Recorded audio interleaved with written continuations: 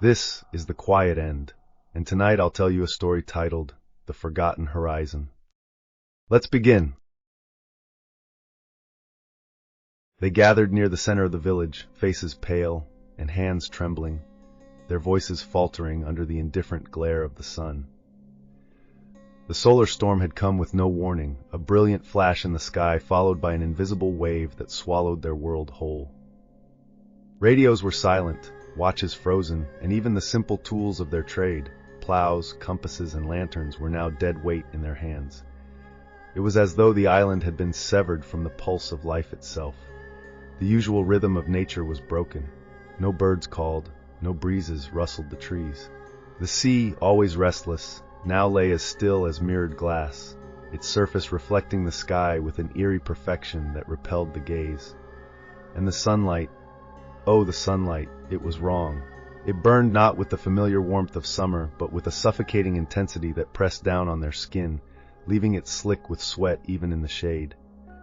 Yet it wasn't the heat alone that unnerved them, but the shadows. They stretched, long, thin, and unnatural, curling around corners and pooling in places where no shadow should fall, weaving shapes as if something unseen moved within them. "It's watching," whispered an elder whose face was lined with fear. None dared challenge her, though they didn't understand. Watching? What could possibly remain to watch them in this forsaken stillness? But as the silence grew heavier, as the distorted shadows lengthened, doubt began to gnaw at their resolve. Then came the first crack in their fragile hope, a faint sound, distant and alien.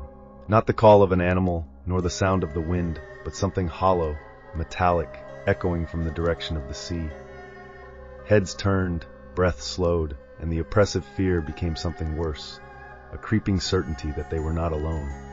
As the hours dragged on, the survivors began to work through their fear, though it clung to them like damp cloth. They gathered what provisions they could salvage, cans of food, jars of water, whatever tools still had purpose in a world that seemed to defy reason. They moved cautiously, their shadows always at their heels, stretching unnaturally with every passing moment. Old Harlan had gone to the fields, determined to salvage something from the crops that had withered under the punishing sun. He was a stubborn man, hardened by years of labor and loss, and the others let him go without protest. But then came the scream, sharp, guttural, and horrifyingly brief. It tore through the stillness and left an emptiness in its wake that was somehow worse than the sound itself. The villagers raced to the fields, their feet pounding against the parched earth. What they found stopped them cold. Harlan's tools lay scattered, their metal twisted and melted into grotesque shapes as though the sun itself had reached down and claimed them. And there, amidst the ruined soil, was what remained of the man. His body, a hollow, stretched thing, was unrecognizable, his features warped beyond humanity. His skin clung tightly to his bones, as if he had been drained of whatever it was that gave him life. Then came the whispers, faint, drifting from his remains like a phantom wind.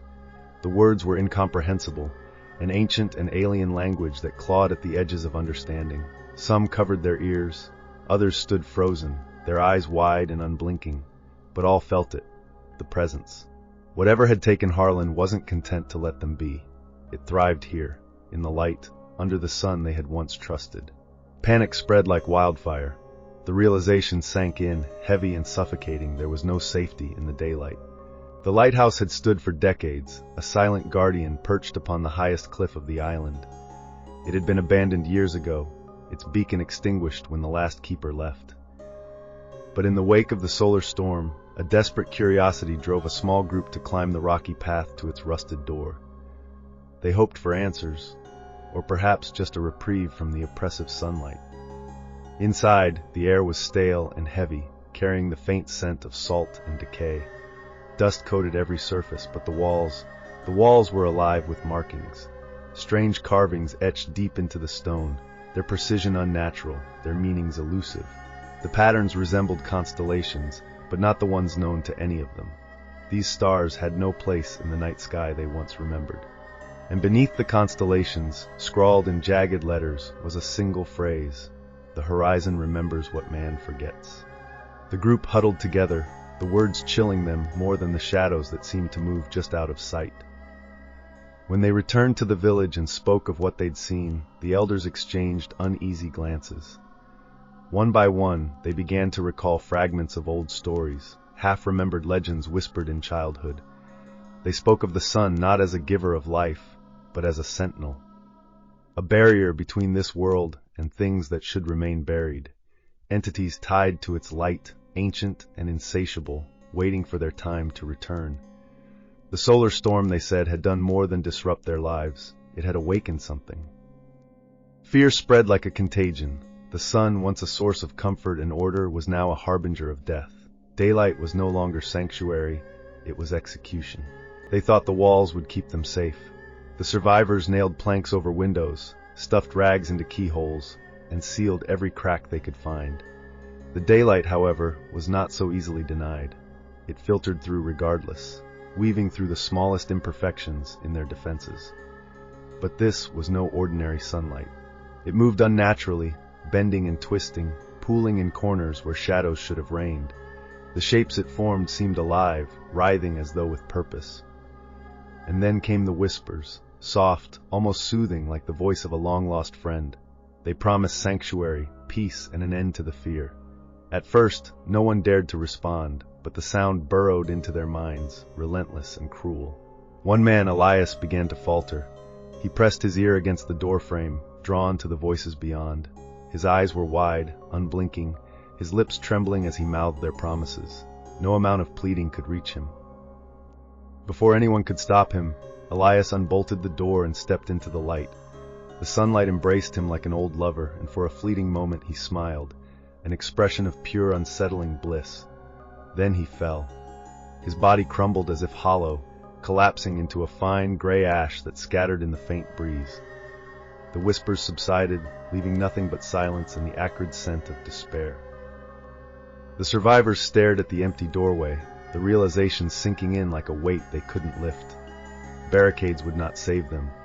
The light would find its way in, one way or another. They had no choice but to confront it. If answers lay anywhere, they would be in the island's depths, where the ancient secrets whispered of in the lighthouse might still slumber. Staying meant death. Venturing out, that might be worse, but they had no other path. The path into the caves was treacherous, the jagged rocks slick with moisture, and the air thick with the scent of earth and decay. The survivors moved cautiously, their makeshift torches casting flickering, feeble light against the encroaching darkness. Deep within the cavern, they found it, a vast chamber dominated by an ancient altar.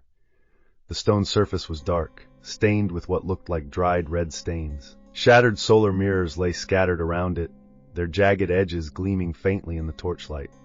The carvings on the altar told a story, one that chilled them to their cores. Human figures knelt before towering, faceless shapes, their arms outstretched in surrender. Above them, the sun blazed, cruel and merciless. The meaning was clear. The altar was a place of sacrifice, a desperate bargain to keep the entities bound in their celestial prison. They knew, one of the group whispered, their voice trembling with dread. The people who lived here, they knew what the sun really is. Before anyone could respond, a blinding shaft of sunlight pierced through the rocky ceiling.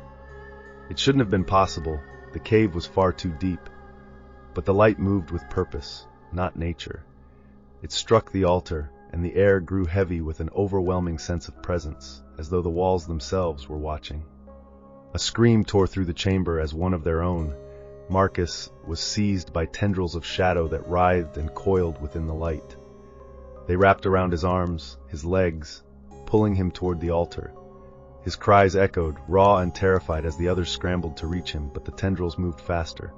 Within seconds, he was gone, swallowed by the unnatural brilliance. They fled, their desperation drowning out the whispers that now filled the cavern. Behind them, the altar glowed faintly, as if satiated. It was clear now, the entities were feeding, growing stronger with each death. There was no escaping them, no appeasing them.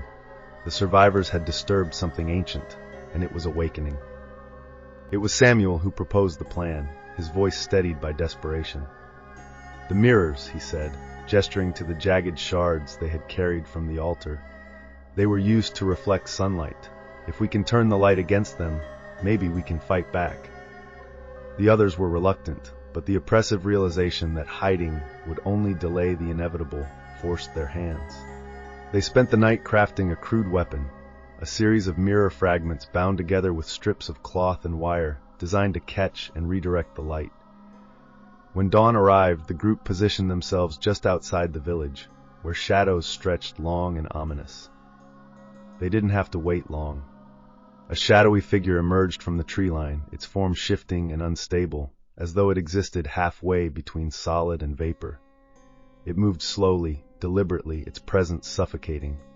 Samuel raised the mirrored assembly, angling it toward the rising sun. The light caught the shards, refracting into a sharp, focused beam that struck the entity's form. The creature recoiled, its shape twisting into something grotesque as black tendrils writhed and withered under the assault. For a moment, hope flickered in the survivors' hearts. Then came the scream. A piercing, primal shriek erupted from the creature, shaking the very earth beneath their feet.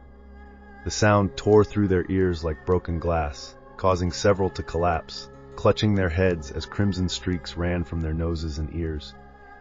The agony was indescribable, pulling at their minds as though the scream itself carried a piece of the entity's malice.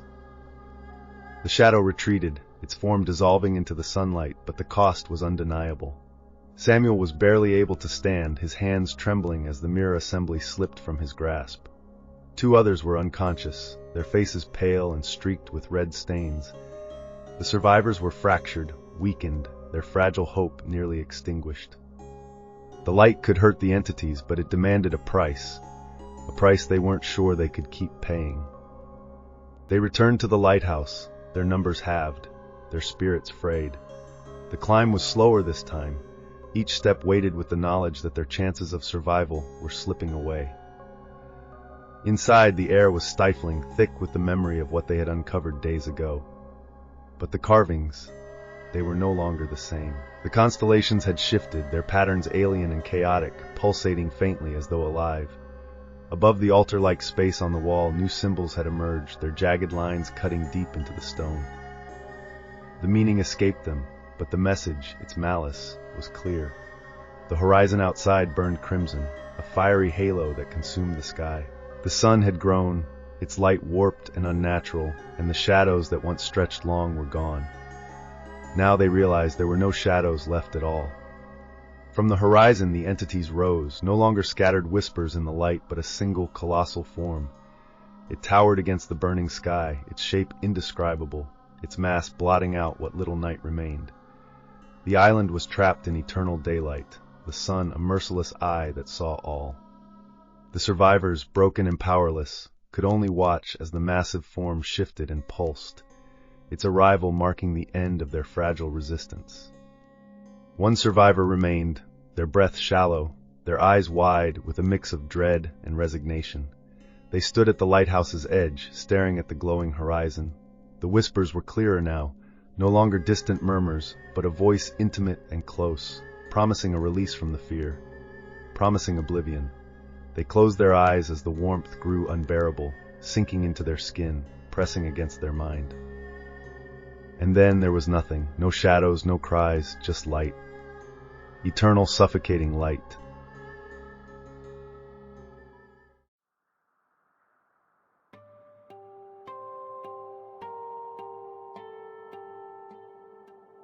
So tell me, dear listener, when the horizon starts to glow and the shadows vanish from your world, will you embrace the light, or will it embrace you?